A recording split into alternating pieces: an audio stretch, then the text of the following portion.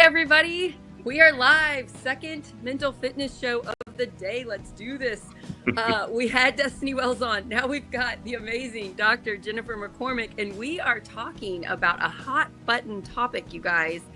We're going to talk about Jennifer McCormick has always been an amazing person fighting, especially for public education in Indiana. She used to do that as a Republican. Now she does it as a Democrat. She just ran for governor and she pulled up the numbers tremendously from 4 years ago. She's one of my personal heroes and friends, and we're going to break down what does that mean? Because Democrats listening might be, what? She used to be a Republican? Nope. Jennifer McCormick, always great person. So we're going to really get into that and why we struggle, our brains struggle with groups and trusting not trusting others. We're going to get into it. So I'm with my co-founder and good friend, Tim Peck. Why don't you take it away and then introduce Jennifer McCormick? Absolutely. Thanks, everybody. Yeah, 2 mental fitnesses in one day. I did watch the Destiny Wells one. I wasn't on it. Pretty vulnerable and raw. That was awesome. And we have a guest here who I admire so much. So when I was running for Congress, Jennifer McCormick was everywhere. We have 92 counties in the state, and Jennifer was in all of them. There's 18 in the district that I ran for, and Jennifer was in on all of them. We did events and fundraisers and town halls in just small places that have such big impact on our lives here in rural America, like Milan, that small town of, I don't know how many people live there, but not many. But you made what some people might say the trek, but for you it's a mission to go and be with everybody that needs to be heard, needs to be seen, because our job is to represent them. And I think that leads into this whole idea of how do we break down the boundaries of groupthink that we are so much in right now. And, Sarah and I have made Project Next as something to get away from the MSNBC Fox world of, using clickbait and fear and hate to make you just mad at the other person. And this idea of maybe you're mad at the politician, but you take it out on a person who's your neighbor. What are we doing? How do we stop? How do we get out of this pattern? The country needs it. So we have a perfect person here today to talk about this and so much more. Jennifer McCormick, please introduce yourself. Tell us how your day was. What did you do? What was your day like? What is a Jennifer McCormick day like? Well, first of all, thank you for having me again. It's my pleasure to be with both of you because I truly respect both you and consider you both friends. And so it's always good to be around some positive folks. So my day was interesting today. I had a lot of Zooms, both for multiple purposes. And then I ran out for a last minute. My son's birthday is Sunday, and we now made arrangements to get to Chicago to have lunch with him for his birthday. And I feel that obligation now of a cake. So I live in a small town of Peru, Indiana, and I went, and it's last minute, and they were like, yeah, nice try. So then I went to Kroger and bought all the goodies, and I'm going to try to make me a Dolly Parton birthday cake for my son for his birthday. So today was interesting. And then tonight or this evening when my husband gets home, we're hopefully going to go to get some steps in because we're both trying to be physically fit a little bit more and take care of ourselves. And then there is an ICPE legislative update Zoom later this evening. So full day, but you can do that when you don't have little ones at home. So that's a little bit of an advantage for us. We're empty nesters. Thanks for fitting us in at your very busy day. And I can attest to how busy you are, because when I ran for State House, I just had parts of 4 counties. And every time I went to an event, chances were I was going to get to see you there, and you had the whole state. So I remember my favorite vulnerable moment with you that I don't think you know about is I had just signed up to run for State House in like July or something. And I went to a fundraiser for you in New Albany.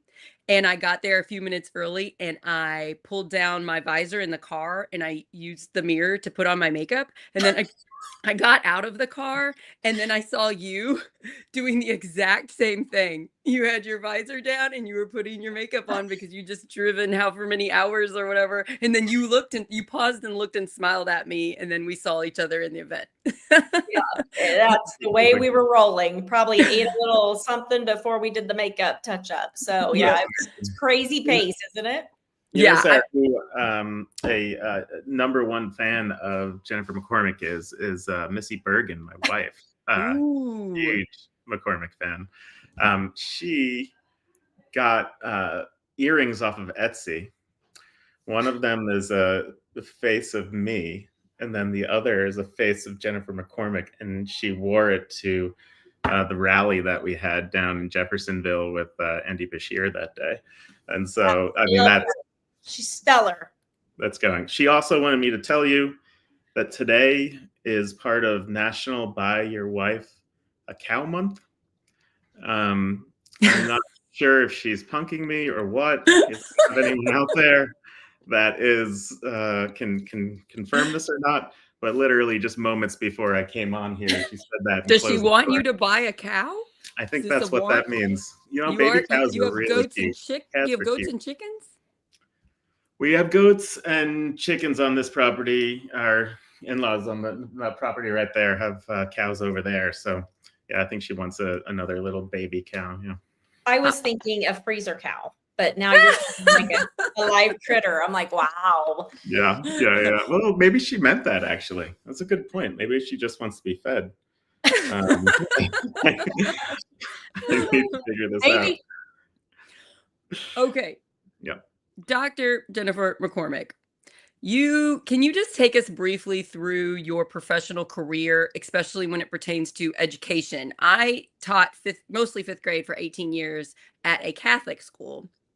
And now I am a giant advocate for public education. And I appreciate the Catholic school and all the kids and the teachers and everybody. I love all of them.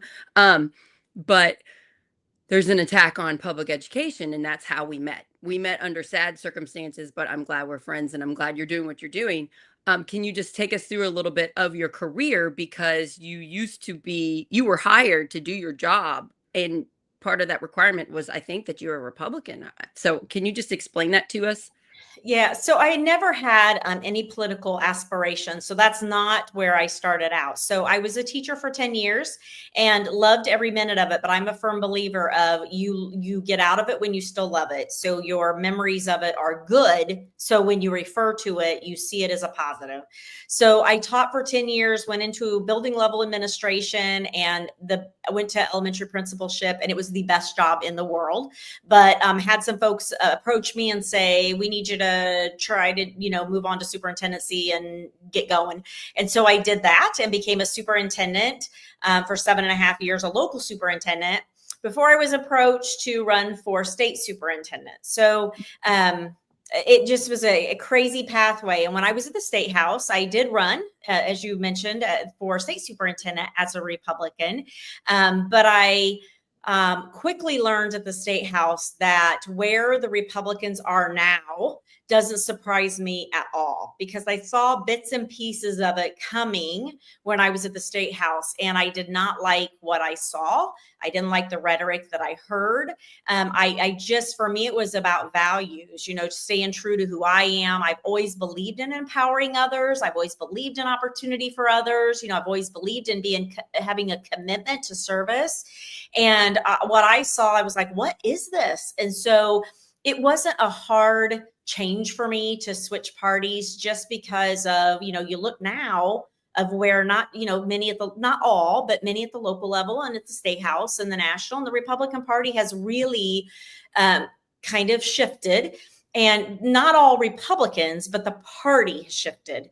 And so for me, I struggled with that. So that's why I switched the parties and then ended up eventually running for governor. But in between time, I had the opportunity to help a lot of candidates. And Destiny was one of them. I remember, she needed people to walk in a parade, and I'd show up, walk in a parade. And she didn't know me from, but it was one of those where I was just I know how hard it was to run. And I really thought if I can ever have the time and to help others, I would. And so I did. So in between times I helped people and I learned a lot, and I thought, you know what? And so I waited to see who was going to step up to run for governor, and just didn't see a whole lot of great, options. And so I'm like, I'm going to do this, because I did an exploratory and just felt like I had something to offer. And I don't regret running. I mean, I didn't get the results I wanted, but I learned a lot. And also, it's always about building, because I Yeah. wasn't planning on winning my state house. I'm in a very heavily gerrymandered rural area, but I wanted to build, to get, to start from somewhere and to call out the bad. You might not have run your race, but you did so much good for the state of Indiana. And I'm so thankful that you ran. You taught me exactly what was going on with public education. And I still use that knowledge that you taught me almost every day on my shows. You and you stop some of the bad things too. If we didn't have somebody actively calling out, shining a light on the dismantling of public education, more would get through. We would like to wouldn't it be great if you were governor, because we wouldn't be passing bad things or less bad things. We'd be passing good things that would actually support public education, but we'll try again in 4 years. And I'm just thankful for what you did. And it doesn't matter so much that you didn't win. You mattered. It helped. We're still fighting. Yeah, it's interesting. Since the campaign, or since the election, people think it just all goes away. And for me, I've not found that to be true. I get calls all the time for speaking engagements, for, can you come meet with this small group, this large group? I have people call me and say, I don't understand this. Can you explain this to me? And I'm like, oh, I'm all about helping people, because, we're better if we're informed. And my hope is, I tell them, you got to go inform others. I mean, that's my charge. Get informed, go inform others. Last night was a perfect example. I was asked to go to Huntington County, and Huntington County is in Congressional District 3, way up north in Indiana. And when I went, it was to help talk about what was happening in public education from the state and federal lens as we know it now, because there's a lot of not unknowns. And there were people there across the political aisle, all different ages. And the two things that were the biggest impact to me, there was probably over 100 people in that room on a rainy night, foggy night in Huntington, Indiana. Two things happened. One, a young first-year teacher came up to me and said, we talked about, she never followed politics, and now she is. And she said, just the look when she looked at me, and she said, are we going to be okay? And I told my friend this morning, I said, it hit me so funny, because when she said it, to me, it looked like I was looking at my kid, because that innocent look of a little bit of fear, a little bit of panic, they needed the reassurance. And it was one of those moments where I'm like, who would, as a 23-year-old, I wouldn't have had to ask someone that. I wouldn't have been so worried. So I think there's a lot of that. And then there was an older gentleman, probably in his 80s. He brought a newspaper to me and he laid it down and he said, can you explain this article to me? And so I was like, I can, but I'm going to have to read it. So I read the article and explained what was going on. And I'm like, that's what makes us all better. But it doesn't stop at the end of the campaigning. Like, you guys have found a place to be, a purpose. And that's what everybody's got to do. Yeah. So would love for you to explain some stuff for us. So there's a lot of people who are scared right now, who are federal workers, who are they going to lose their job? Are they not? What's going to happen? I was speaking to someone just yesterday in New Albany who is a Medicaid caseworker. He works for DFR, for Department of Family Resources. Is that what that is in Indiana? Yeah. Uh-huh. Who administrates that. And he's a patient navigator. He's also a veteran. And so he's already been affected by this with some of his friends. And so talking about that, what is, with the Department of Education being essentially defunded, dissolved, being broken up, what exactly is happening there? What does that mean for teachers, administrators, principals? Does the federal government really have anything to do with the jobs that we have here in Indiana? And should we be scared or not? Yes. And that's where it comes into, even though our congressional delegation really has not been present, for the constituents that they represent to get to them. Now they're showing up at businesses, they're showing up at some schools, they're doing some small events that we can't just walk into a school or walk into a Rotary we don't belong to, because we probably will get escorted out.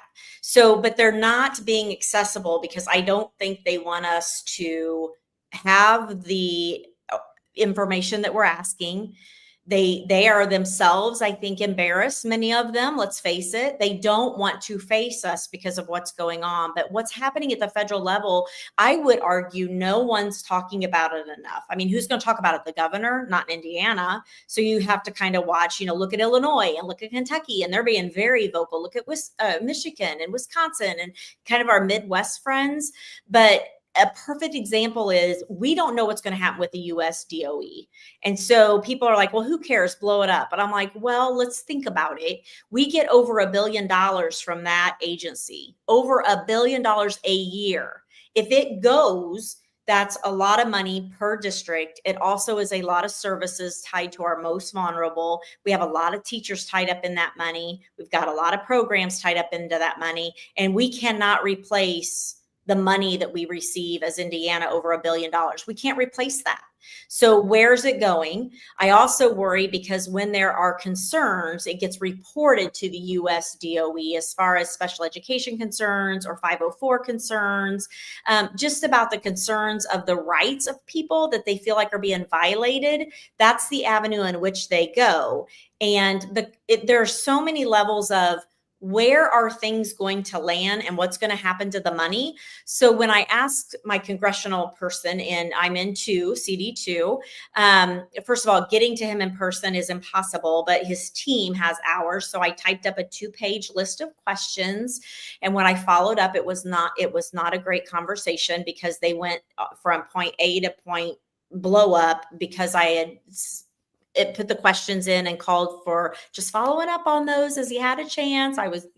But I just want to know, like, are they aware? Are they asking those questions? But, we could go down the list. Medicaid, the state's already cutting, and then you've got the federal who's threatening to cut even more. So it's like a double-edged sword right now. It's what's happening to Indiana, not just education, but across the board. We hear people say, but we don't need a federal DOE. We don't need a federal Department of Education. It's only 1% of the federal budget, or even less, somewhere around 1%. $1 billion is a lot of money to the people of Indiana. How is that appropriated? What is that? I heard you say a whole bunch of things there. Where does that? Who says where that money goes? From the department? What is it doing? Like, who's getting to use it?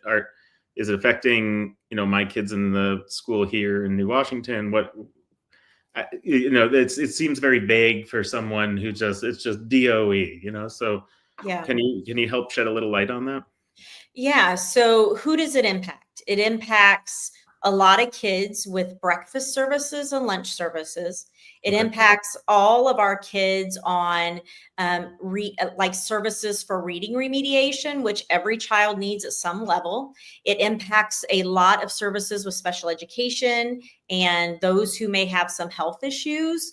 There's just a lot that goes into that. It's some of our school safety money that impacts every single child that walks through a door and every single adult who works there.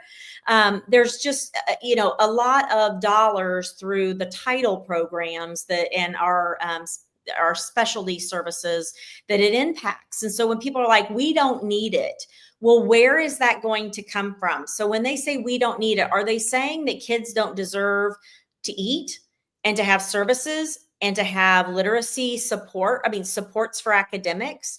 What are they trying to say? That they're not worried about the safety of our kids? Because we can't afford it as a state without that assistance.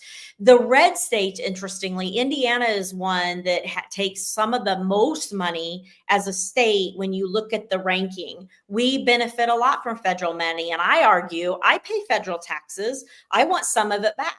And if it comes back to feed kids and keep them safe and help them read, I'm good. If it helps our employment, we are employing people, which helps the economy of the state of Indiana. Someone's going to take those federal dollars. So they're either going to come to us, or if we decline them, as one state has, they go to other states. So how it comes into Indiana is it gets filtered in. And when it comes in, it's based on a formula.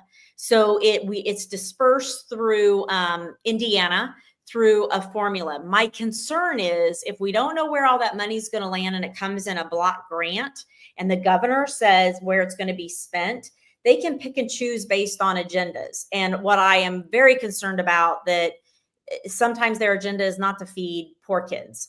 Sometimes that agenda is not to make sure they get breakfast. Sometimes that agenda is not to make sure that we have the safety to the level we need it. So there's a lot of concern about it becomes a pet project, and there's a lot of fluidity on it and lack of accountability when it comes in as one big block.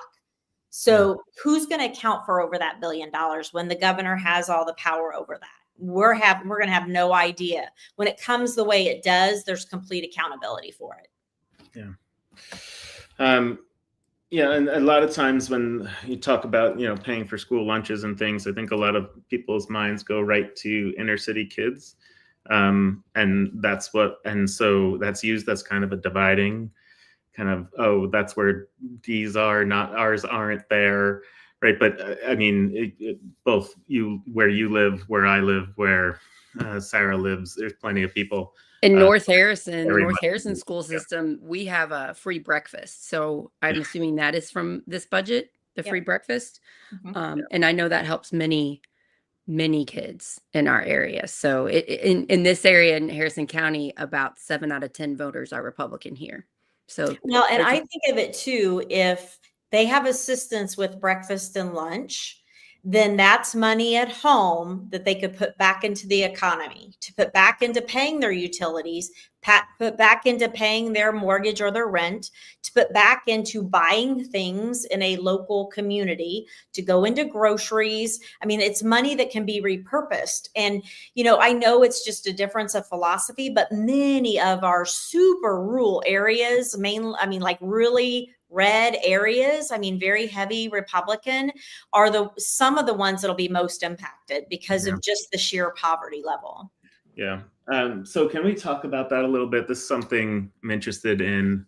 I'm sure you have a viewpoint that, the schools are a huge part of our identity as, Hoosiers and the basketball team that they have. And, you're out of school for 30 years and you're still wearing a New Washington Mustangs shirt, so it's a big part of identity. It's a big part of community, bringing people together, a big part of safety for kids, but it's also the lifeblood of the economy around here, right? My mother-in-law drives bus for the local school district, right? And that school's gone, kind of what happens there.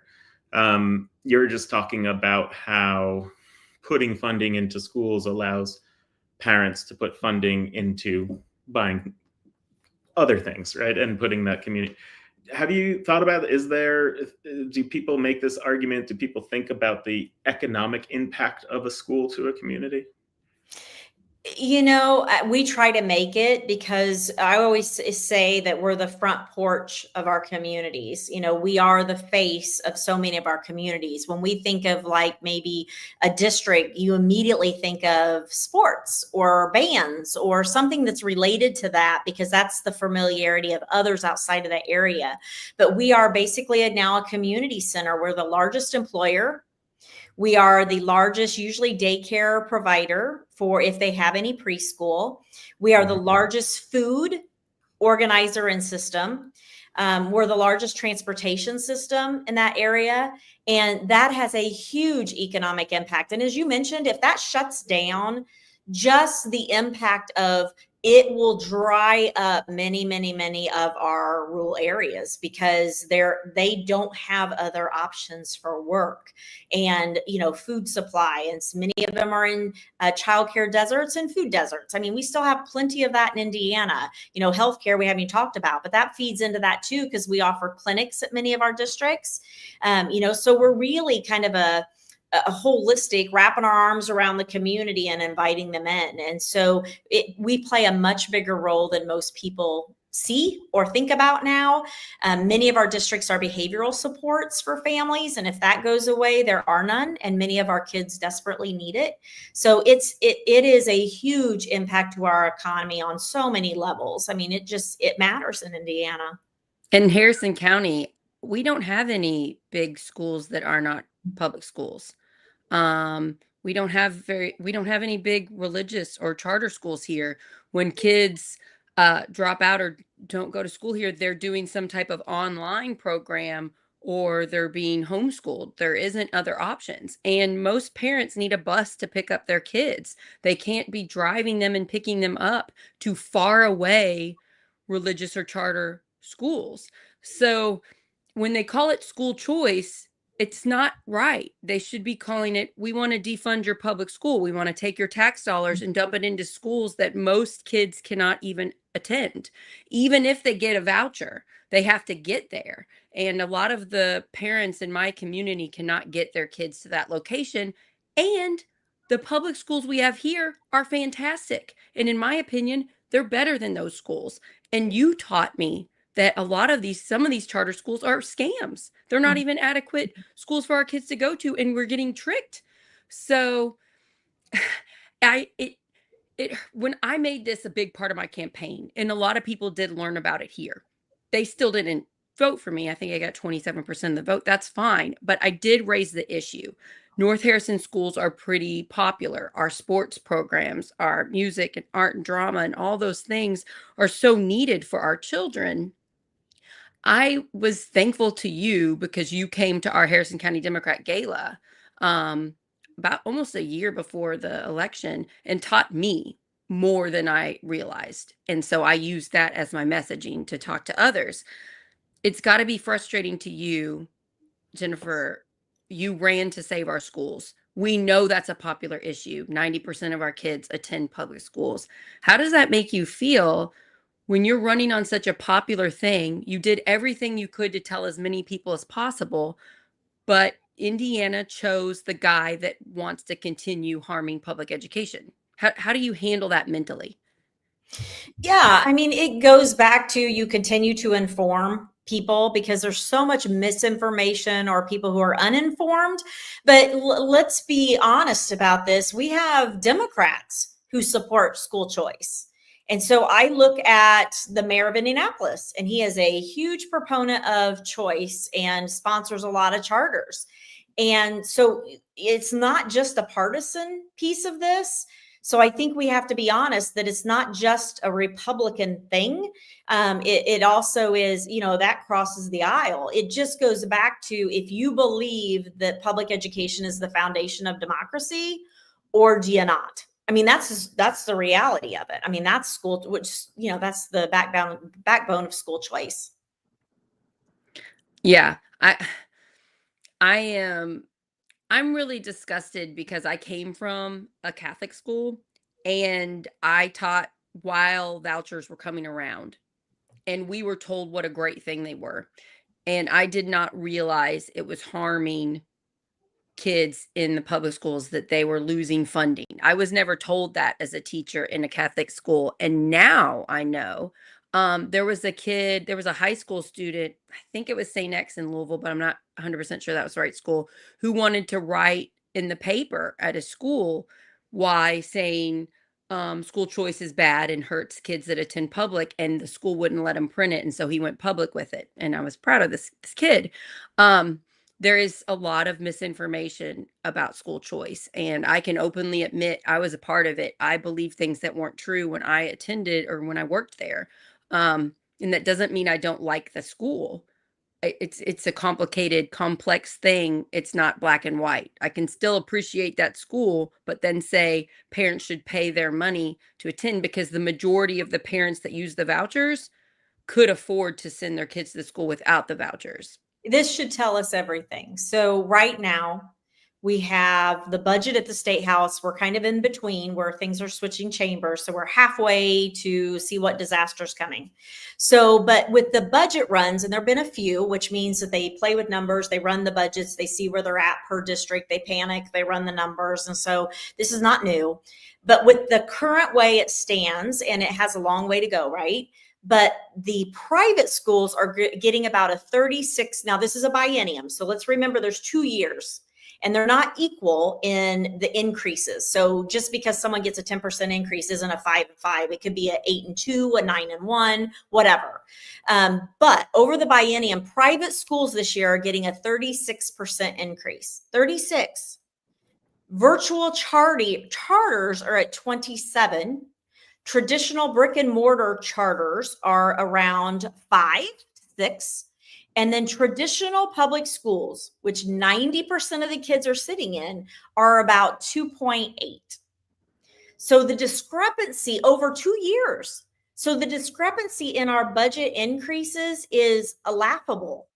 So when they're saying we have no money, that's why we got to cut back on everything, then where did you find a 38% increase per private schools for kids that would have gone to those private schools regardless? They've never stepped foot in a public school and they never would have.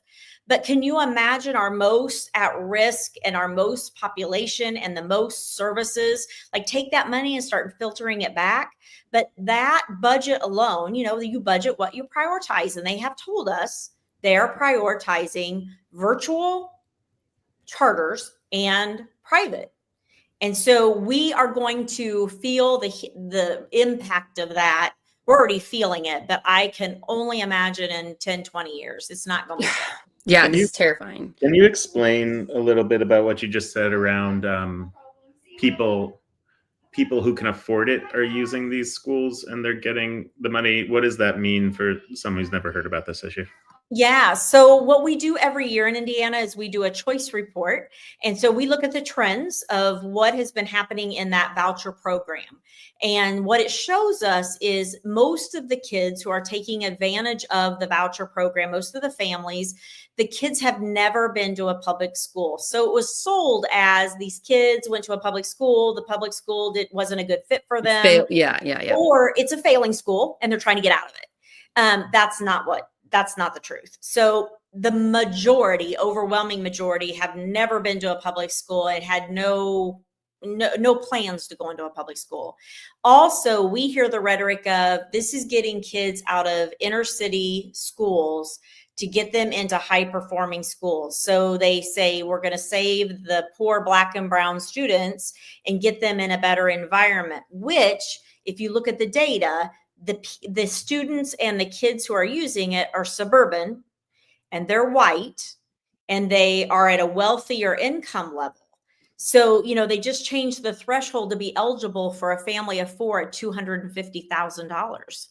So if that's poverty to get a subsidy, because that's what it is, a government subsidy.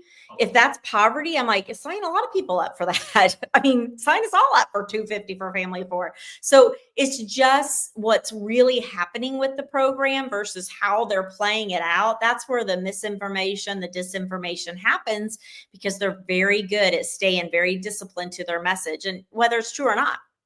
So during the pandemic, when I quit my teaching job because it was very hard with the pandemic and my twins were 2 at the time and then Micah was in 5th grade, I quit and we enrolled him in a charter school, a virtual school. I think it was Connections. Mm-hmm. And I didn't have to pay a penny for it. So the Indiana taxpayer money paid for that school.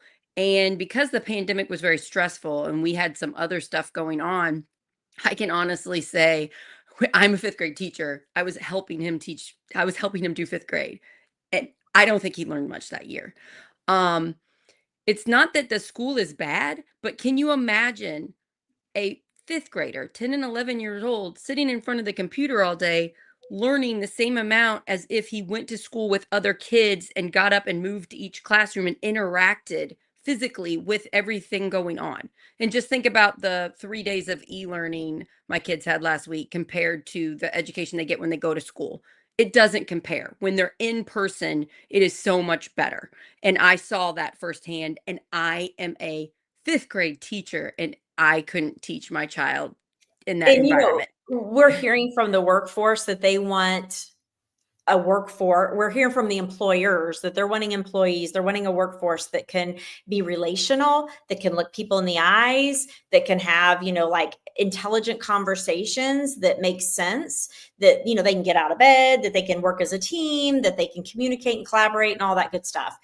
The largest high school in Indiana, the largest high school right now by far in Indiana is a virtual high school. And my fear with that is we're reading article after article and seeing study after study and books after books. I mean, the list goes on of really solid research that kids are really struggling with loneliness. They're struggling with that isolation. They're struggling with like anxiety. But I think, and I'm not saying this for all kids, but there's a big chunk of kids that benefit from being in social settings and having to work things out and being around people they agree with and disagree with, and they look like and they don't look like. And, the laundry list of things goes on. That's the beauty of a lot of what public school's about. But when you take a huge group of kids out of the high schools and put them into the online school, first of all, their graduation rate is dismal. Secondly, I would argue their completion rate is dismal. I mean, you have just kids that, a traditional public school is writing them because they're not showing up. And so they say, okay, I'm just going to withdraw and go here. Or they're sick. Maybe it's valid and they can't come to school. Or maybe they're big athletes and they travel and it's too hard. And there's some legit things, but there are also some situations that are not good. They're not getting any assistance at home. But it is the largest high school now in Indiana by far. I would think this is some of our problem with the country and with the attacking anybody with an R by their name. It's the same thing. I know of kids that had one instance of kids weren't nice to them, and so they dropped out of school and joined a virtual. And I'm like, how is that kid going to learn to interact in society with other children if every time there's a problem, they just avoid it society and stay in a room that's safe to them? My kid was much happier when he went back to school the next year, and he started a brand new school. And that's his favorite part about school, is being with his friends. And then he also navigates, bullying, or navigates interesting. Sometimes he'll come home and ask us, how to handle a situation, and we'll give him tips. But he needs those survival skills so that he can be a successful adult in life. And I worry about the children at home, virtual every day. They might be learning some of the education, but they're not learning life social skills, which is just so essential. Yeah. And it's interesting because we have a big population of homeschooled kids in Indiana. The exact number is unknown because we don't track it. So Wow. we don't know. But it's a larger population. And when they would come visit me at the State House to make sure that I didn't get in their business, they would always say the people who do it right find social environments for those kids, and they find a way to make sure that they're having that social interaction, which I was like, oh, there are some people that do it and do it really well. I agree. Some people do it great. They go out of their way to make sure that the kids are interacting with their peers or other people. And so, but now, I mean, and which they understand how important that is, but now we've gone the other way as a state to say, it's not really important until you need to hit the workforce. And I'm like, well, you're going to have a whole lot of set of problems before they get to that point if we continue to keep them isolated. So why is this a Democrat versus Republican issue in Indiana? It feels like some other states, even, we can throw a pebble right here and hit Kentucky. They voted down a school, quote unquote, school choice amendment. What about Indiana makes this dynamic happening? Really, I would not even say it's a Democrat or Republican individual issue. It's a party issue. So the Republican parties have been incentivized to push. That is why when they did the vote, the ballot initiative down in Kentucky, and were voting on privatization of education, they had a ton of Republicans pushing for that vote. And then when push came to shove, the Republicans, that was the Republican Party pushing for it, but the actual Republicans and Democrats and independents and libertarians in Kentucky said no. I would say that's true here, but they will never put it to a vote. I think it's exactly the same. When you get into some areas and you explain to them, they're like, I don't like that either. And they're Republicans, but they don't understand that that's the only game in town because it's coming from a bigger entity, the same entity, which I know people think you're talking, the whole conspiracy theory, but Project 2025 didn't come out of nowhere. And there were pieces of it that Indiana was one of the leaders to early on. And one of them is school choice that came out of that. The goal is total privatization in the end and micro-potting in the end. And so Indiana's ahead. But I really think if it were put to a vote, like many things in Indiana, that the majority of us would be aligned to protect our public education. I had somebody on the Harrison County Democrat Facebook page say about another issue, why don't we vote on this specific issue in Indiana? Well, Indiana lawmakers took away ballot initiatives quite a while ago. So in Indiana, we cannot vote on issues. They took that away from us. We are 100% relying on those that were elected into power to make those choices. I agree with you. If it was a ballot initiative, if it was put on our ballot, it is not a Republican Democrat issue. It is something that 90% of our children use and need. And I think the majority of us would protect our kids if we were given the choice. So it upsets me that we don't even have that option. Yeah, one thing I did learn at the State House, it became very clear very quickly that it did not matter if the initiatives that were coming from the higher ups to our State House leaders made sense for Indiana or not. If they had their marching orders to get it done, they were going to get it done. And I'm like, but we don't even work that way here. Like, I was trying to be a reasonable, rational, common sense person and pay attention to our fiscals and be efficient and effective and not be wasteful. And that simply doesn't matter. So if there is an initiative from the powers to be, you can see it now. They're all getting in a line and they're going to follow it. They'll follow it off a cliff. I mean, they're that loyal to what they've been told to do. I mean, they are aligned. I give them credit to that. Now, I think to a fault, but we're coming for them. We're the right side. The right side of people are coming, and we will eventually get there and try to correct as much as we can. The question is, how much damage are they going to do before we can get there? And they're really pretty brave about damaging as much as possible with our education system. And I see it at the local level that you might not see the gatekeeping of the Republican Party here. If you don't get in line with what the vision is, you don't get on that ballot or you get voted off in the primary. So it is a very calculated, organized effort. And you can track it too on places like opensecrets.org, the money. You can track the money there, who's donating to what campaign, and you can track there are certain, what are they called? There are certain organizations that have been putting a lot of money for the, PACs. So you can follow the PACs, which one are supporting charter schools, virtual schools, and you follow the money, and then these people are profiting off of our children and the taxpayer money. And a lot of that money is from out of state coming in to lobby for this. The question is, why would be out of state money coming in to look to make school privatized? And so I guess I'll just open that up instead of leading the witness of what I think there. Jennifer, why would out of state money want to come into the state to say to state legislators, please make sure that public school money goes to private schools?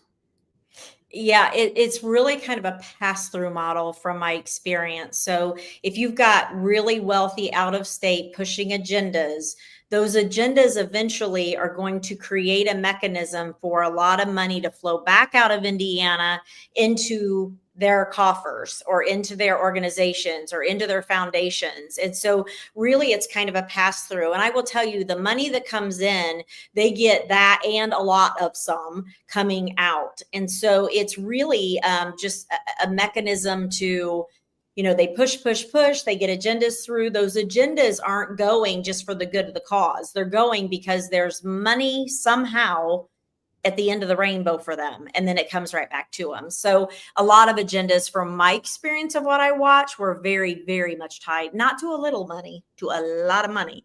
And you have to have the will of the leadership to say no.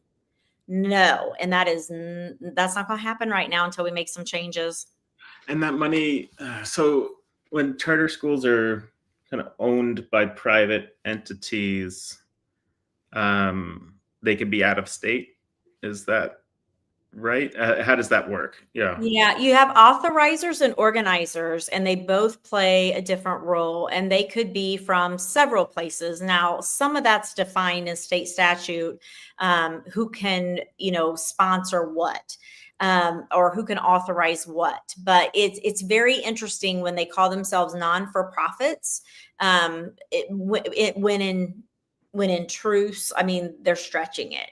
So, that's Indiana's kind of been a little bit of a free for all in that space, but that's where those out of state players, and, they get so bold in Indiana that if they're not performing and they shut down, they just open right back up under a different name. I mean, same people. And so then they shut down again and they take their millions of dollars and they go. And so, and people are like, well, that's just the way it works. Well, but that's money. This should be going to a bunch of kids, to their education. Like, we are only going to be better as a state if we are educated and healthy. And what we're doing right now is giving that money right back to some very, very wealthy entities at the expense of our kids. Yeah. You can ask kids to skip breakfast for giving money. So that some random rich person can make more money. Yeah. It's painful when you uncover the truth. And I appreciate you doing such a good job telling people that. I want to shift the last part of the conversation to what we put as the title of the show, about we really favor people if they say they're on our side. And sometimes we just blindly assume they're good if they are Democrats like us or Republicans like us. And we just say, I'm voting straight party this thing no matter what. I really campaigned on vote for the person, not the party, confident that the people on the Democrat side on my ballot were the better people, but I was comfortable to say that. Don't vote straight party Democrat. Look at the person. I get people on social media, I'm going to say particularly TikTok, very upset when I say there are a lot of wonderful Republicans out there. They're just like, what are you talking about? You are ridiculous, Sarah Blessing. I am mad at you. And I met so many amazing Republicans when I advocated for good Republicans to win the school board. I met so many wonderful people trying to save public education. And I know they voted for you because you were trying to save public education. And I know they told their friends to vote for you. And I know they tried. What message do you have for those listening that are very no, always vote D, always vote, the ones that the other people are evil? What advice do you have for let's not be mad at our neighbors that call themselves Republicans, or our neighbors that call themselves Democrats and you only like Republicans? What advice would you have? Because this is a big problem nationally. I think it's twofold. So first of all, I agree that you've got to really look at the person. I mean, their character, their values, you've got to pay attention to that. I am a firm believer in that. Secondly, though, we have to now, because even the best of the best people, I've seen it happen, collectively get in line. And so we have to consider, yes, the person is extremely important, but we have to consider like the dynamics of the makeup of where they're going to land in an elected position. So for instance, if you're in a really red area, you're probably going to have a board, a county council or whatever that's probably all Republican, maybe one Democrat, but pretty Republican. That's the time where I agree with you. It's like, okay, they're really good people. We would rather have really good people on there than crazies. And so you really look at that differently. If it is a matter of it's going to change the dynamics of the board, then I think you have to look at that too. So I think it's a twofold, and my views of that have changed a lot as far as, but I don't think people got in line as much back in the day. I mean, I think they were more independent thinkers and would do what was right. Now, I mean, if they do that and they don't get in line, they become a Todd Young. You're going to get primaried and you're going to get booted, or you sell your soul. I mean, you have a choice. And so then you're in this quandary. And I have seen it happen time after time after time where I'd be like, oh, thank God there's a Republican coming into the state house from that area. And they're really good people. They have a great background and they get in line because they lose their committees. They lose their voice. They're pretty much shunned from anything. And so I think it is twofold. I think we really, really have to pay attention to the person, and it's okay if someone's great and that's what's good for your community. And you think through the dynamics of that vote. I think that's wise to be an educated voter. But I think too, we just have to be very careful, and it's not in a lot of places in Indiana, but very careful when you've got that lopsidedness that you're looking at. I think we have to be careful. In my little town of in my little town of Palmyra, it's all Republican in the town council. And 2 of the 3 town council members are my friends, and they live right by me, and they're doing everything they can to help the town. And then one of them is kind of controlled by the Republican Party here and tries to make the other 2's lives miserable. And so she ends up hurting their mental health in the hopes that one of them will resign so that they can get, I believe, her husband on the board, because our town is so small. You have to live in the town to be in it. So there's not that many that will listen to them. And that really helps show what you're saying. So you can be a great Republican and a great person, but when you get that power, if you're allowed to be on the ballot and if you win, you better follow what they're saying in Indiana, or you will lose your committees, you will lose your power, and then you will get voted out. I see that happening, and I see people locally fighting it. And I use my voice with this show all the time to try to protect them. And sometimes it works and sometimes it doesn't. Mm-hmm. Yeah. It's tough. I'm not going to pretend it's not. When I got in office, they made it clear this is where we're going, pretty much get in line. I was like, oh, that's cute. You obviously don't know me. So when I didn't do that, it became a constant battle. My benefit was I was a separately elected official. So I could take on those fights and take on those battles and try to do it as professionally and, hold that whole like professionalism for educators. But it was hard. Now, if I were underneath it would have either you get in line or you're done.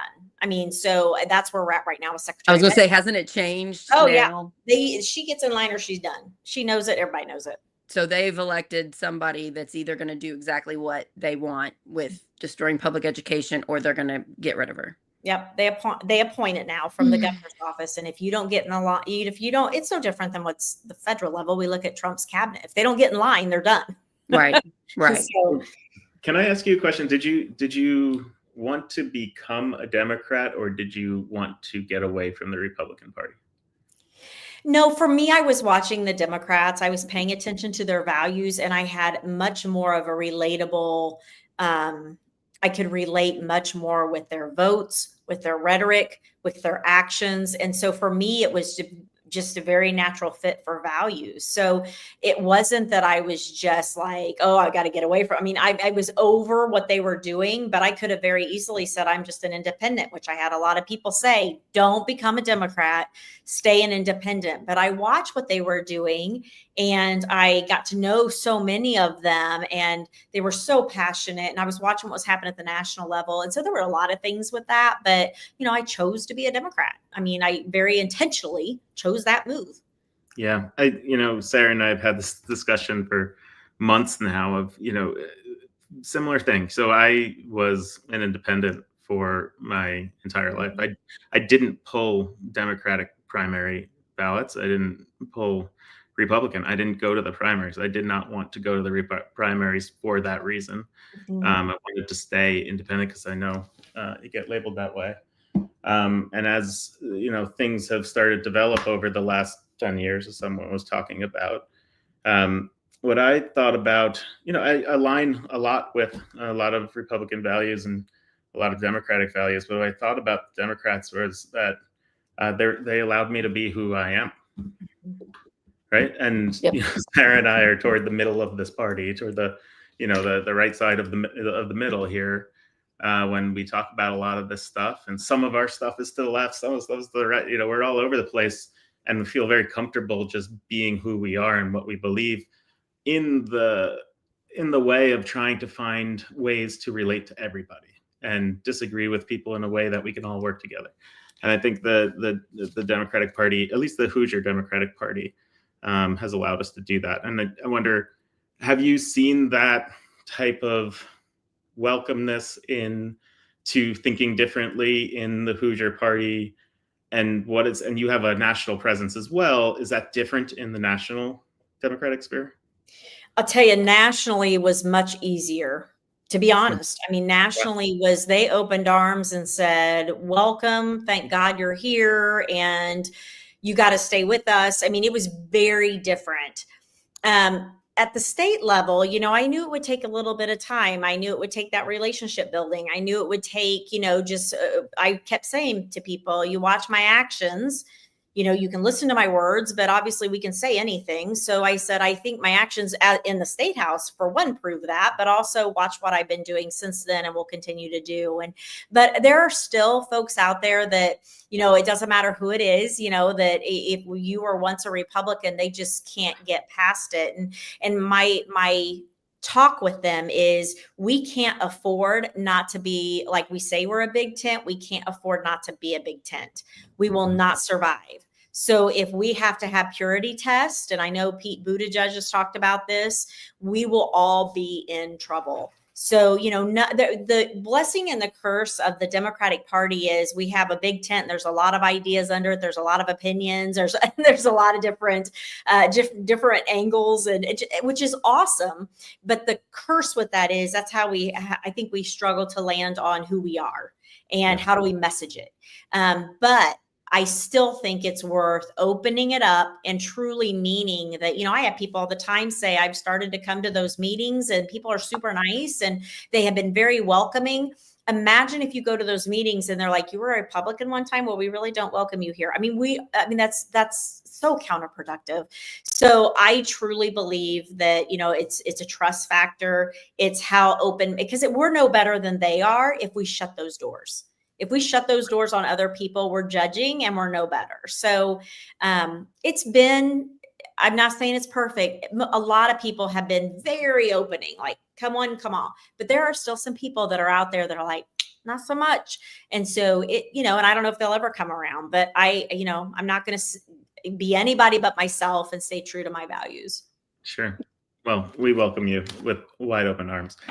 Yeah. And then do you want to tell us, you are running for Indiana State Dem Chair. There are 4 people running. Destiny was on earlier. She is one of them. And then we had Karen on with you last Thursday, and Destiny. Is there any way, talk to the voters here, the people that are worried about Indiana? What is your plan if you are elected in this position, which is unpaid and a lot of work? What do you want to do to try to save Indiana from the extremist government that we find ourselves in? For me, again, it's 2 things. One, we have to be bold and we have to be energized. But when we do that, we have to do it in such a way that is controlled, so we don't look chaotic. We cannot afford to do that. And that we look like they're the adult in the room. I think people are looking for leadership that is bold and who is truthful, who can energize, mobilize, but who can do that in a way that we are still the adult in the room.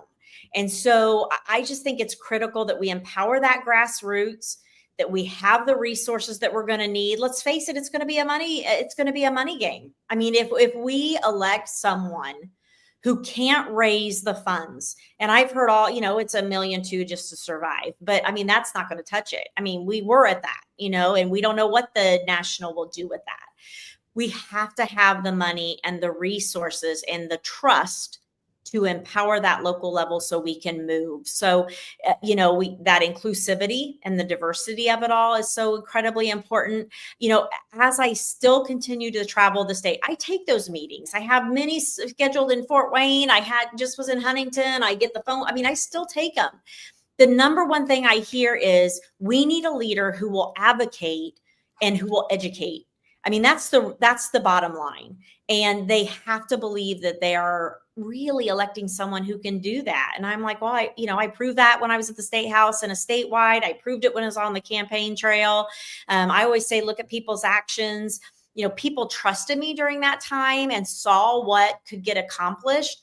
We have got to make sure that we have developed and empowered leadership at that local level so we can move things. But, that unification is going to be a huge part of it.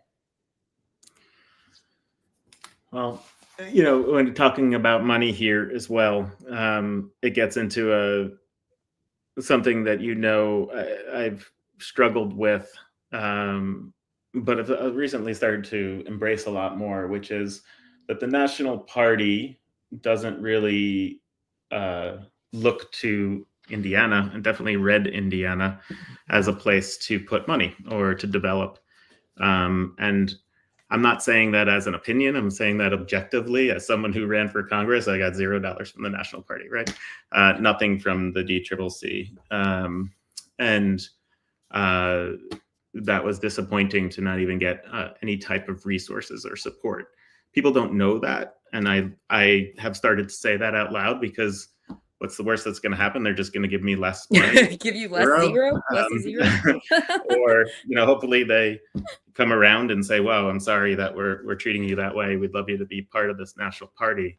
And so, as someone who's in a red Indiana, there's also a disconnect from Indianapolis of the Democrats as well, the Democratic Party of Indianapolis and Indiana. And there's not any funds really coming from the state into my national race, because the DCCC is supposed to be funding me, right? So there's no funding source coming in. So you're left on your own.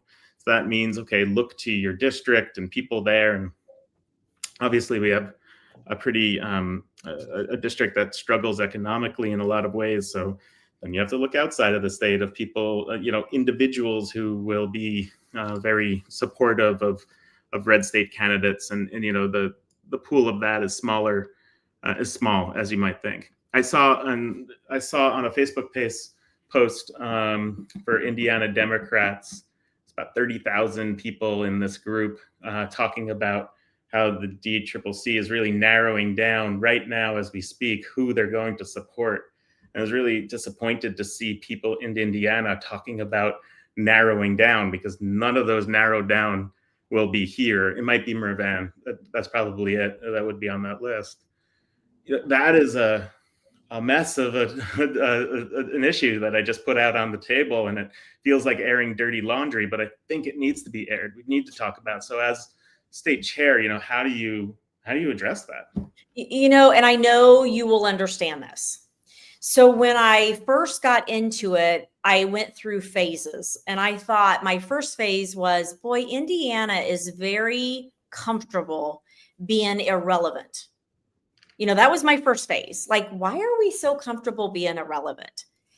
And then as I progressed into the campaign and talking about, let's be honest, I mean, what are they going to do? But as we progressed, I found it not just a comfort with being irrelevant, that I think there were sometimes efforts to remain irrelevant.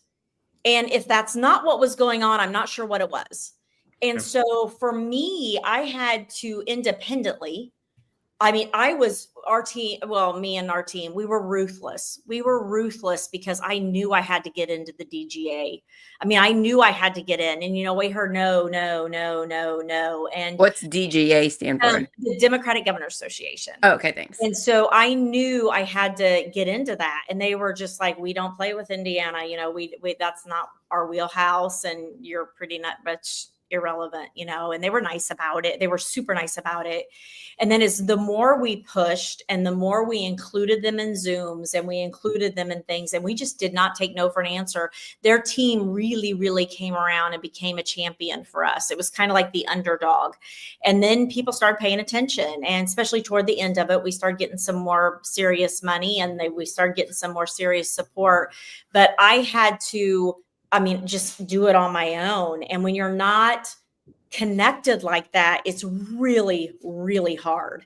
And so I have learned the hard way, that we cannot afford, as a state central committee, as a state party leader, as candidates, we can't be comfortable being irrelevant. And we can't have an effort in certain areas to make us irrelevant for the sake of, I would say, 2 or 3 areas of the state of Indiana. That's the reality of it. We can't afford that. And I don't know when it started. I don't know how it happened. But it's I think it's very clear. I'm sure, Destiny probably has opinions on that, and people that have run statewide more, a couple times. I'm sure they felt it and saw it too. And it's very disheartening. And you almost put the blinders on and you're like, I'm on my own. And I'm sure, Tim, you felt like this at times, like I am on my own. And you have a great team and great local support, but you're like, this is really hard. And why? You have that question of, why aren't they helping us? I think it's a much bigger conversation that we all need to have. Once I embraced this, I would say to staff and to volunteers, like, the cavalry's not coming. It's us. We are the ones on the hill. There's no one behind us. Let's face it, be brave, and we're gonna have to move forward. It's how you have to lead the troops, right? And so I think going into this next election cycle, there'll be more of that.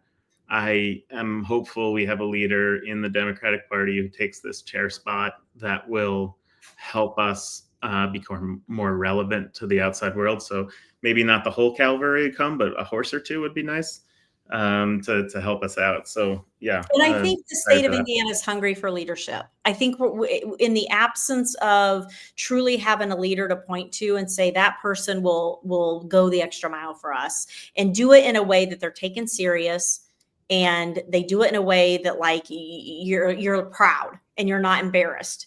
And I really think that's going to be critical. We are desperately seeking a leader to step up and just be our voice and, handle it in a way that needs to be handled. But we have to have that. I think people are hungry for it.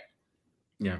I see just a giant disconnect between the passionate, I'm going to say a lot of women in Indiana, very passionate because we don't have our healthcare rights and we're seeing our public schools be dismantled. And I would say some of the Democrats are panicked and high anxiety. And sometimes they can be a little bit hard to listen to because they're so emotional. And my plea to the leaders at the Central Committee, the leaders of chairs and county and district chairs, to be more open and empathetic, to not take things personally when they are upset, to always remember we don't have women's health care here. Our public education is being destroyed, and we are a little bit traumatized from it, honestly. Our government is really going after our rights and stripping them away and hurting us and hurting our children. And so those that have the power, that want to say no to these people that seem emotional, I say yes and listen to them and care about them. And very quickly, the way that they speak to you changes. We have to have empathy for them. Never forget. If I had my children here after that decision, I might not be here. I almost died anyway, delivering my twins that were triplets. I'm never going to forget that. I am always going to be fighting for women's rights. And I see people being very vocal about it on social media. And I see the elite people in charge being a little bit judgmental. And my ask for those of you watching that have some power is to just be empathetic, listen, care, and acknowledge how bad we have it in Indiana. And we've got to fight and work together to get our rights back. Yeah. And a whole other show could be women supporting women. I mean, people assume that's the way it is, but you have to be real comfortable in your skin to support other women. And that's an area too that we have a lot of room to grow. So let's be honest. But that's just one of those areas that people don't talk about it enough, but it's real. And, you know, it's like, we certainly don't have time for drama. We do not have time for that in our party. We do not have that. I mean, there's a lot going on, but really having an honest conversation about the peer support for women candidates with women. I mean, it's a reality of it. That could be a whole other show.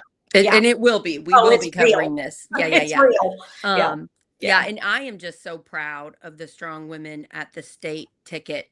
And, you know, I'm so proud of you and so thankful you stepped up and that you're trying to save our children. I thanked you before I ran for State House at the gala. I thanked you. I said I had 3 children and I need to do all I can to protect them and protect all the kids in this state. And I still feel immensely grateful for all the tireless work that you're doing every day for us. And it fuels me when I am tired. I can think about you guys at the state level. Tim and I are going to do all we can at Project Next.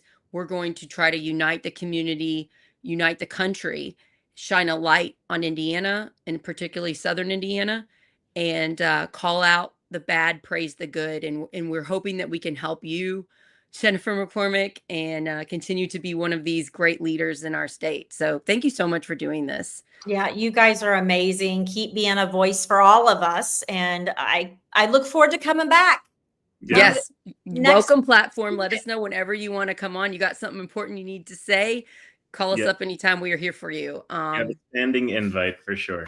Thank you. You guys are the best. I so appreciate what you're doing. So appreciate it. Indiana is very, very, very lucky to have your efforts right now. So thank you. You too. What can we do? What can regular Hoosiers that are watching this, that care and are so, you know, pumped up by hearing you and being a leader, what can they do to support you? Do you have anything you want to ask or anything they can follow? I mean, there's, you know, the state central committee is a little bit not set yet, but, you know, getting to party county leaders, looking on those websites if they're posted, which is a whole other conversation, but congressional district chairs and just getting to leaders who are political leaders and, you know, giving me a shout out. That always helps. You know, for me right now, honestly, and I so appreciate that help. So I don't want anybody to think I don't, because I do. But right now I'm like, it is a 911 to get to our congressional delegation, and we have got to call them and we've got to put the pressure on them. I keep putting out their phone numbers and people are like, I've called. I'm like, do it again. So, you know, we really need to communicate that with our federal leaders, that we want to talk to them. They need to come talk to us. And you've got to be a voice, you know, for our healthcare and our education, because it is scary. But that is one that, like, please, you know, sometimes people are more relaxed about that and take it for granted, but this is not the time. Call your congressional people and our senators. Yeah. And then this Saturday, I'm a precinct chair, so I'll get to vote for Harrison County chair and vice chair and secretary and treasurer. And then the next week, the next Saturday, people will be voting for district chairs.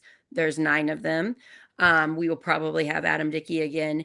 But I think we'll have a new vice chair. And then the next week, 33 people, including the district chairs and vice chairs, get to vote for chair of the Indiana State Party. So March Madness for me is this reorganizing, and I am a little bit anxious about it. There's just a lot. I mean, I think there's a lot riding on it, from the county chairs that we need so strong and passionate, to the congressional district folks and the DNC liaisons. I mean, all of it. I mean, there's no room for weak. There's no room for someone doing it just for the title, which I don't think a lot of people do, but there's just, I know we always say this, but it is truly a pivotal moment. I mean, this is huge. Yeah, I am nervous. I'm hoping we get the best people.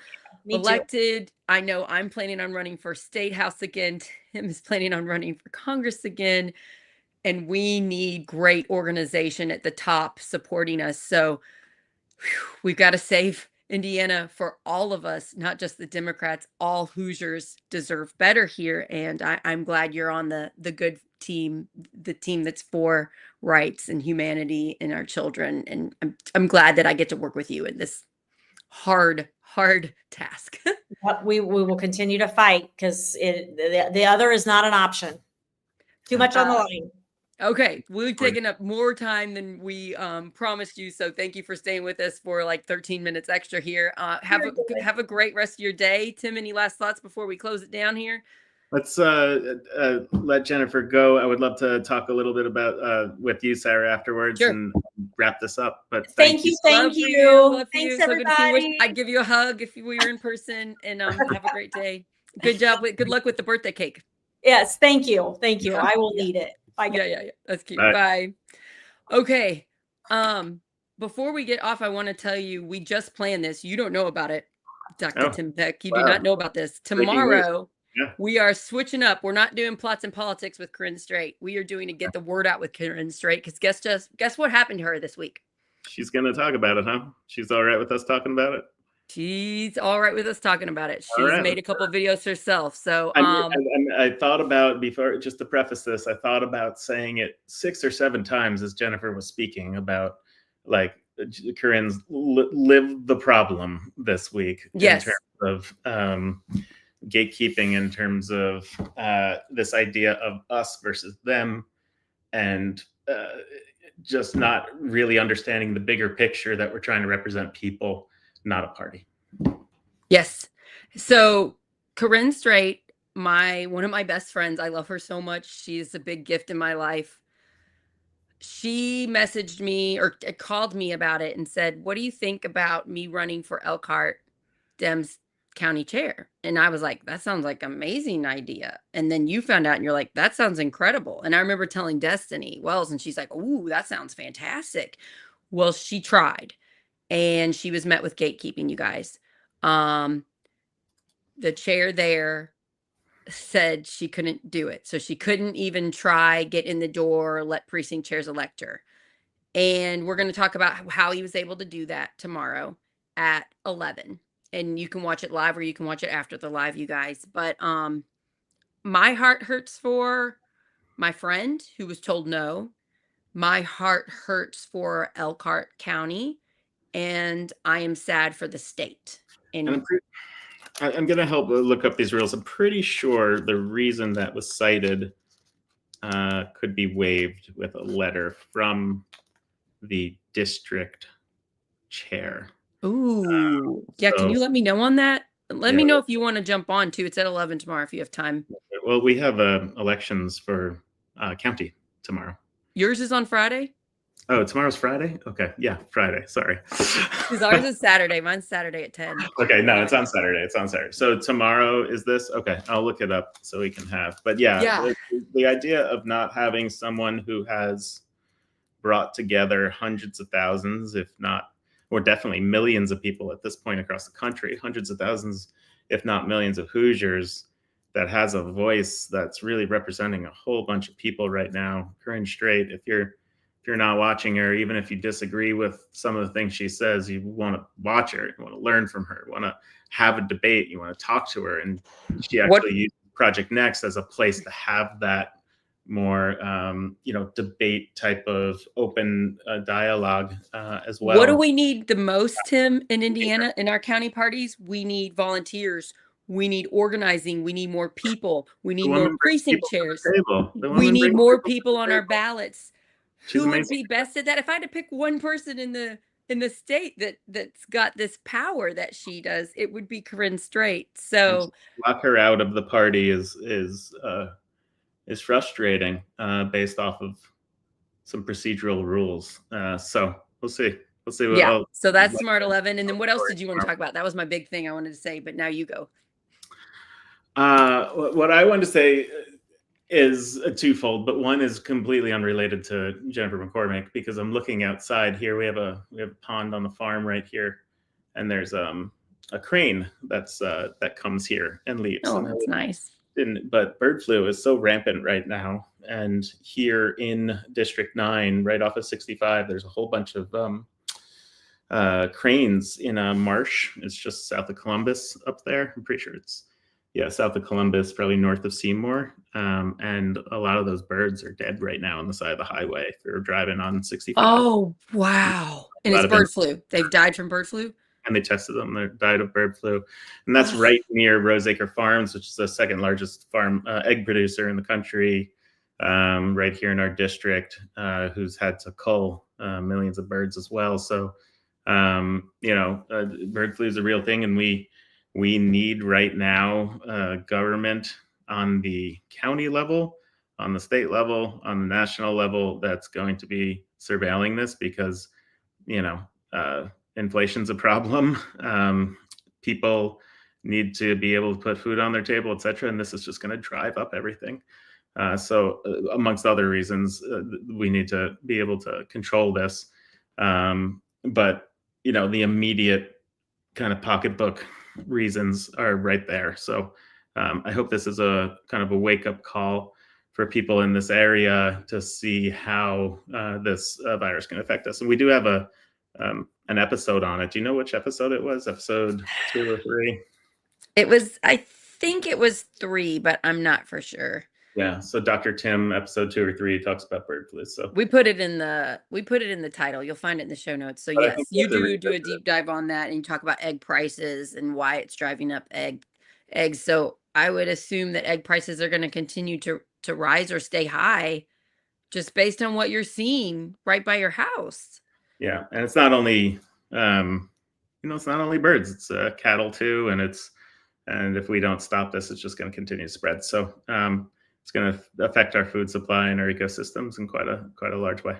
This is when I'm glad I'm friends with you, because you'll research it and you'll tell us the truth. You don't put a political spin on it, which unfortunately our news does and people do. They're always viewing it through the political lens, and it's like, take off that and put on the support people, human beings. I have my political spin on it. Don't get me wrong, right? But I try to take it off for the discussions that we have on Dr. Tim.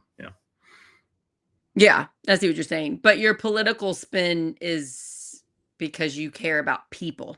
That's what we're trying to do. That's the whole point of Project Next. We're not talking about politics. We're talking about politics in a way that shows we care about all human life. And I am personally frustrated with the media. I've had people explain to me why our democracy is going to be over soon, and I try to reassure them our democracy is not. It's not over. We still have it, and I am personally mad at the media that's pumping that out and scaring the crap out of people. Because the quickest way to lose democracy is to lose hope and to stop trying and stop caring. And and we still have a democracy. I'm able to say my thoughts and feelings on this show. There isn't a government stopping me.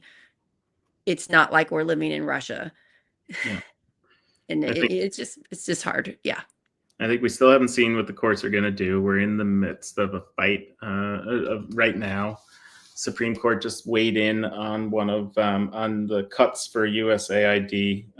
Not really weighing in, but just saying, like, hold up. What is USA? What is that thing? Sorry, that's the International Aid Development, where we send aid to other countries to be able to bring grains there, AIDS care, vaccination programs around the country, and it's been cut pretty much.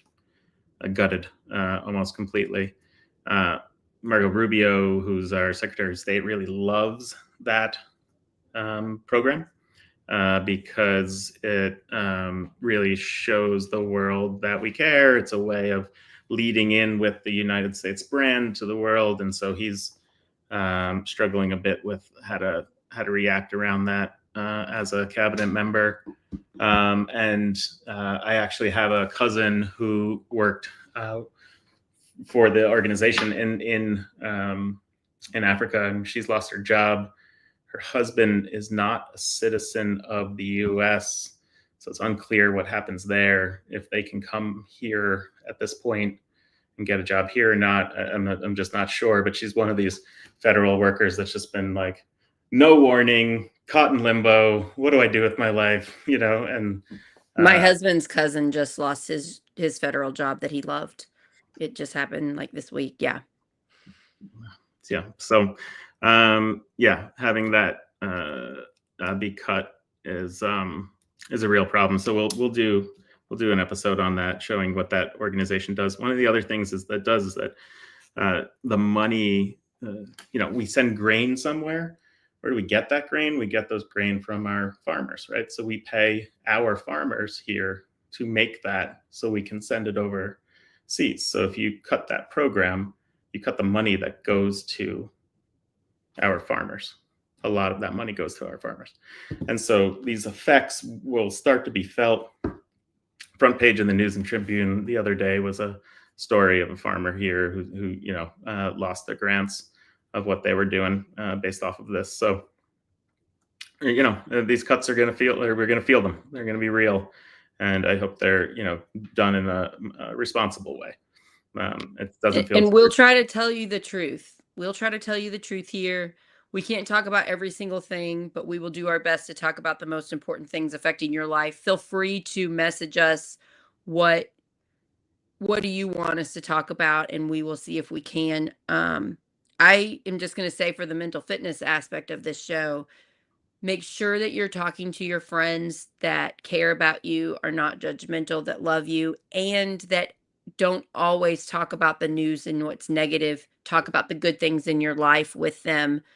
And you can always shut off the news if it is harmful to you, harmful to your mental health. And then you can turn it back on when you're more prepared for it, or you can pick better news sources to listen to.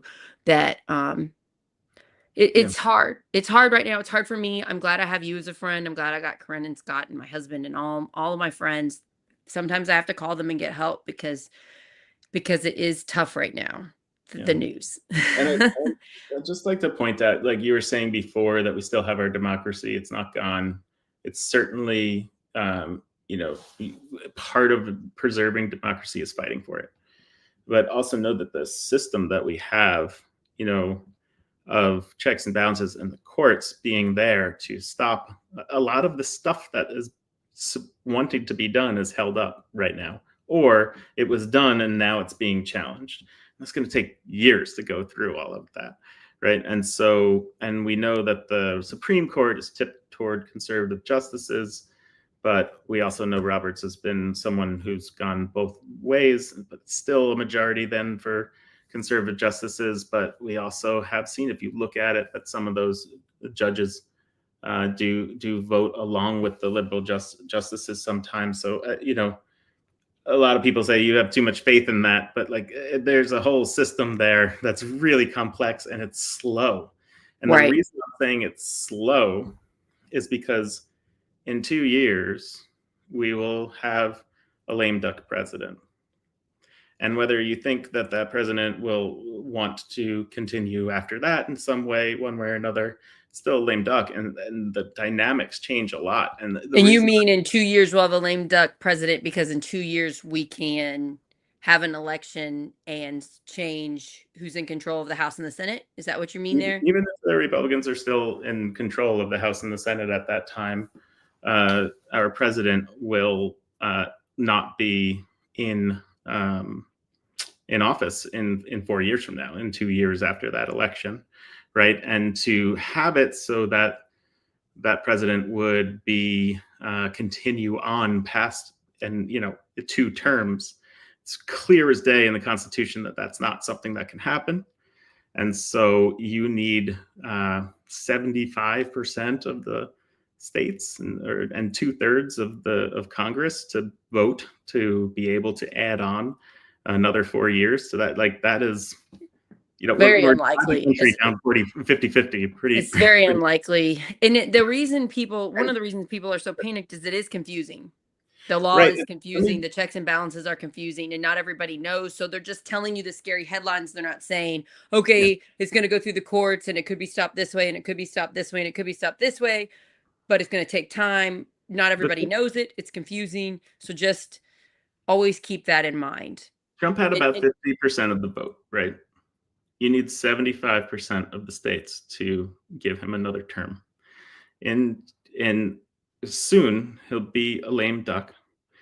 So if you are a Republican who's in one of these places that is more moderate or swings back and forth, the 50% that Trump won is not a mandate to add on 4 more years, right?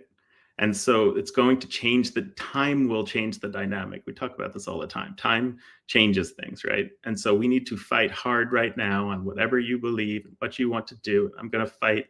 And right now for me, fighting, it's about making sure that people can stay above water when they lose their jobs, making sure prescription costs are down and that healthcare is working better, the access is there, and we don't get cuts, etc. That's where I'm fighting for people on the ground. And we'll fight there, but eventually time will get us to a place where we come into this lame duck moment where I think there can be more, balance, and people will be less tied to having to vote directly for one side or the other. One thing I wanted to say is Jennifer was talking about writing their congresspeople, and she mentioned Todd Young for a moment. Todd Young is our senator here in Indiana who didn't endorse the current president and didn't and has made a lot of science-based bills that he's pushed forward, and he's started to play the game a little bit of the current conservative Congress that we have. But of the people out there, he's more toward the center than a lot of our Congress people on either side of the aisle. And I'm not saying a lot of his votes right now are not so terrible and are going to be very bad for people. But the point is, they are going to primary him. He's going to get primaried by the Republicans, and they're going to try to oust him. And at that time, he's either going to say, I'm out, and he's going to start voting more with his conscience rather than what's politically good for him. So I would just really watch that development. And that's just an example of how votes can change in 1 or 2 years from now, when all of a sudden, if he becomes a lame duck, essentially, he's going to change the way he votes. Yeah, right? So that's interesting. So we'll just have to watch and see. Than they are today. Mm-hmm. Interesting. Yeah, it is a high pressure time, and I just hope everybody's doing okay. And we care about you, and a lot of people do. Find those people that care about you, and just take it day by day and turn it off. Once we end here, I'm going to go be with my kids and my husband, and I'm going to try to shut my brain off of this for a little while, because 2 episodes in one day. Tim Peck, what are you doing to me? It's important. I like it. It's fine. It's all great. It was so neat to get to talk to Jennifer one-on-one and to get to talk to Destiny. Oh, you saw it, but Destiny Wells's episode was amazing. Yeah. I highly recommend you all go back and watch it. She talks about her own struggles and what that did to her and how she overcame them. And she was really vulnerable and honest and open. And you can see how that's helped shape her into this strong leader that she is today. I was really proud of her. She's my friend. I didn't know she was going to go that open and honest. And I'm just so proud of her. So that episode is the one right before this one, you guys. She was raw. It was great to see. So yeah. Yep. Lots of change to happen, lots of change to make, be part of the change. Just even being part of this community is being part of the change. So I just want to thank everyone who's watching for doing this. Sarah and I hit 250,000 views the other day. And so we are, we've only been doing it for a month. And so it's time to get this thing really growing. So yeah, we're going to keep going. We're not giving up, are we, Tim Peck? We're just going to keep taking this project next thing and try to help as many people as we possibly can. So please share, please like, subscribe, follow, text it to a friend. YouTube is one word, Project Next Movement. Please subscribe. We're trying to get 1,000 there. We're over 300 now. We're like at 315 or something. I think we have more than that now. So Yeah. we're getting there. But yeah, we're doing great on Facebook. Keep sharing us on Facebook. We're on Instagram. We're on Twitch. We had some people from Twitch watch us earlier, make a good comment. So that's exciting. I do not understand that platform, so I apologize that I'm not better on there, but I'll keep learning. Yeah. And I'll see you guys tomorrow at 11 with Karen. Raw deep dive into Indiana gatekeeping. And then we'll have a Dr. Tim episode next week, probably. You'll probably have an episode with your amazing uncle, who's a Catholic priest. Yeah. That's all I know about for sure, but who knows? The nice thing about doing these lives is we just do them whenever we want. You texted me today after the kids got on the bus telling me we're doing this thing at 4:30, so we can go live anytime, you guys. Awesome. All right. Well, I'm also excited to start doing Lift Up Local soon, where we're going to go on site. We can start that soon. Yeah, we have the tech now. Yeah, I think it's mainly me and you, and then we also have Corinne and Scott, but they don't live by us. It's sometimes I get a little bit stressed out myself with how much I'm doing for Project Next. So that's an issue that we're going to be working on, I think. But I'm really excited about Lift Up Local. Yeah, we're going to look for some interns to help us. So anyone who's out there who knows any, especially if you're good with social media, because that's how we're getting our stuff out. Media, video editing. You know, we need to make intros for these things, or people who want to do research before. Especially if they're interested in medicine, you know, doing research with me around the issues of the day. And yeah, because you took 4 hours to learn about measles. You don't always have that time. Yep. So if someone's interested in medicine, college student who's looking to go to med school, something of that nature, that's a good idea. It'd be a great internship there. So, and then I need a social media intern to help me promote all our stuff, because it's taking me hours. And yeah, we got to keep pumping out all these great shows for everybody. All right. Yep. So see you all tomorrow, and have the best time. We'll get the music here. Oh, my husband just made this song last week, Tim. So nice. It's a brand new song.